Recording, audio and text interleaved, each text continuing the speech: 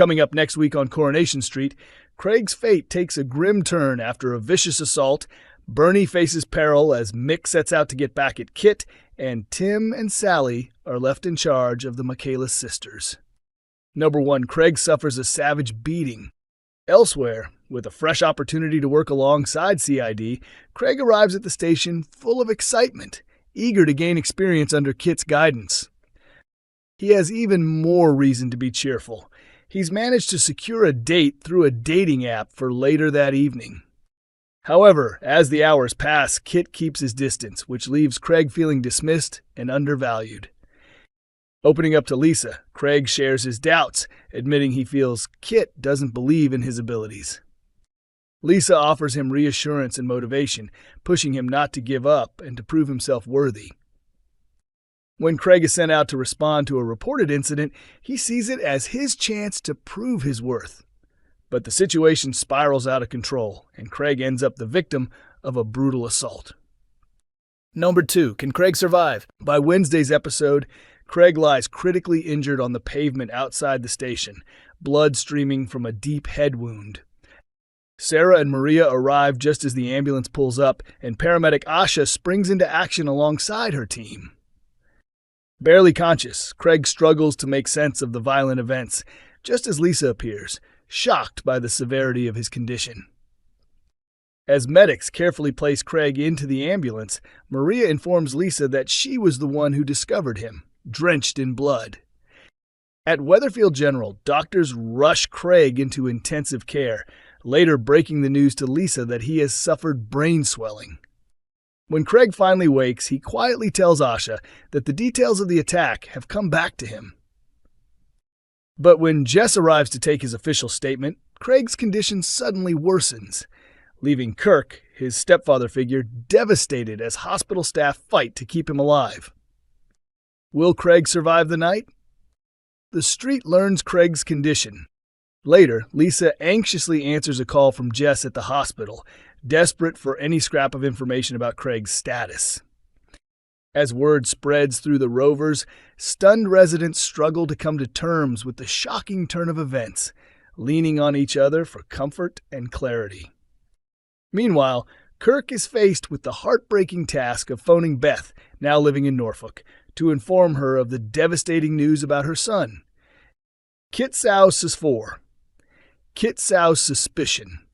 In last week's episodes, the long-hidden backstory between Kit, Mick, and Lou was finally brought to light, with flashbacks taking viewers back to 2007. It was revealed that Kit once walked a darker path, falling into minor criminal activity under Mick's influence during his teenage years. One incident saw Kit pushing fireworks through a shop's letterbox, unintentionally injuring the shopkeeper's wife. Rather than face the consequences, he let Mick take the fall, derailing Mick's dream of joining the military when he ended up behind bars. A year later, Kit and Lou paid Mick a visit at the secure training center, where Mick tried to coerce Kit into smuggling contraband, but Kit stood his ground and refused. Not long after Mick was finally released, Kit left the area, having secretly had a short-lived affair with Lou while Mick was behind bars. Fast forward to the present day.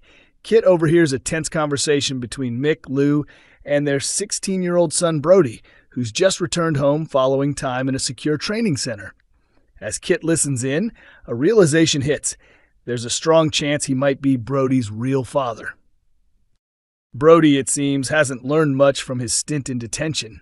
When Bernie catches him shoplifting next week, Kit gives chase. Once he catches up with Brody, he takes his name and date of birth, January 2009, leaving Kit visibly shaken. Kit lets Brody go and soon confronts Lou directly, asking if there's any chance Brody is his child. Lou doesn't deny it. Instead, she coolly replies that, regardless of biology, Mick has been Brody's father for 16 years. Later, when Kit and Mick encounter each other again, tensions explode. Kit drops a loaded comment, hinting that Lou may not have been as faithful as Mick thought. Mick's completely blindsided. Actor Joe Layton recently told Every Soap and other media, "Sure, both Lou and Mick may have had their indiscretions over the years, but discovering that Brody might not be his biological son and that Kit could be the father? that's a total shock. As the storyline unfolds, we see that Mick doesn't always react the way you'd expect. He lacks the emotional tools to process things like most people, and that's one of his biggest flaws. Meanwhile, Sarah quietly pops into the bistro to plan a surprise birthday dinner for Kit. But across town, Mick is already spiraling, haunted by Kit's revelation. When he confronts Lou, the confrontation escalates quickly. Lou suddenly goes silent, disappearing from contact, prompting Sean and Gemma to fear the worst, unsure what Mick might be capable of.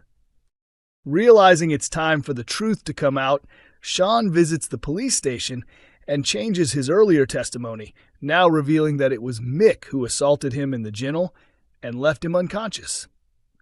Back at the house, Lou nurses a fresh injury to her head and pleads with Mick to come home and talk.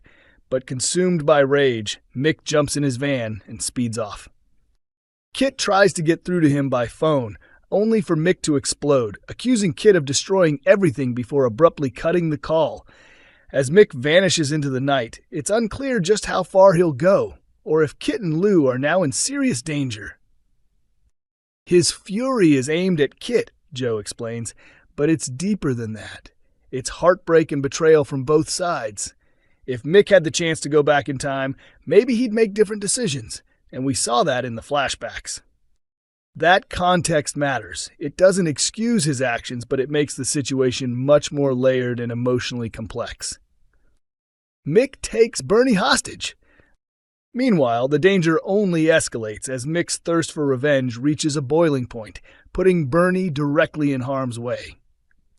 Desperate to lure Kit into a confrontation, Mick has kidnapped Bernie and is holding her at a deserted railway station. Bernie, however, is unimpressed by his tactics. She calls him out, warning that his plan is doomed. Kit has never cared about her, and using her as bait won't change that. But Mick has already set his trap in motion. He phones Kit with a chilling demand: meet him alone or face the consequences. When Kit finally arrives, tense and wary, Mick emerges from the darkness with Bernie in his grip, clearly ready to follow through on his threat.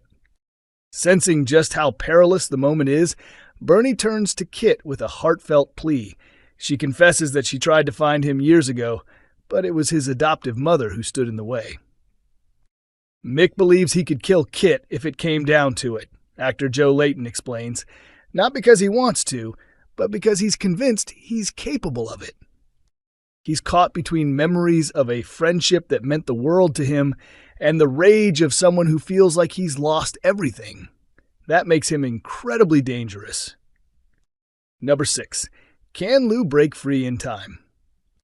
Elsewhere, Lou is urgently trying to get out of Maudsley Street. She tells daughters Shanice and Joni they'll be going away for a few days.